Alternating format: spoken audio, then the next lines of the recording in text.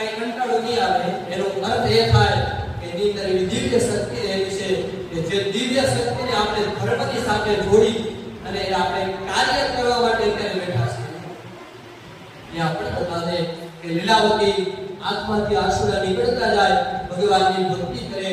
ઓમ નમો ભગવતે વાસુદેવાય, ઓમ નમો ભગવતે વાસુદેવાય, ઓમ નમો ભગવતે વાસુદેવાય નામના જપ કરતા જાય અને ભગવાનની પૂજા કરતા જાય. ત્યારે ભગવાન સાક્ષાત પ્રસન્ન થાય છે.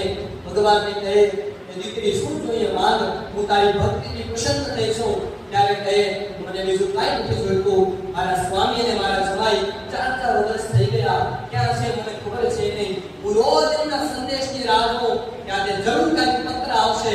પણ 4 વર્ષ થઈ હે વણિકા નૌકામાં શું કર્યું છે? ત્યારે વાણિયાને મનમાં વિચાર આવે કે આ તો આને માવ છે, આ માવાને સાચું કહી દઈશ કે મારા પાસે આટલું ધન છે, આટલું સુવર્ણ છે, આટલું હીરા છે, આટલી જવેરાત છે. વળી પાછું એ ખોટું બોલશે. મારે કઈ કોઈને આપવું છે, વધારે માંગશે, વધારે યાત્રા કરશે. કે મારો ભક્ત છે એ પાછો મારી પાસે આવશે, મારા શરણમાં જ આવશે, બીજે ક્યાંય જશે. ભગવાન વૃદ્ધ બાવાનું રૂપ લઈ ભગવાન ત્યાં જ બેઠા હોય છે. વાણીઓ નૌકા તરતી જોઈ મૂર્છિત થઈ જાય કે ભાન થઈ જાય. મનમાં વિચાર કરે આ તો નૌકા કેમ કરે છે? અંદર જોઈને જુએ તો વેલા અને પાંદડા જોઈ અને મૂર્છિત થઈ જાય છે. જમાઈ વાત કરે એ બાવાને ગોતે છે. વાણીઓ કહે કે બાવો કેમ ગયો? બાવાએ જરૂર કાંઈ કર્યું છે?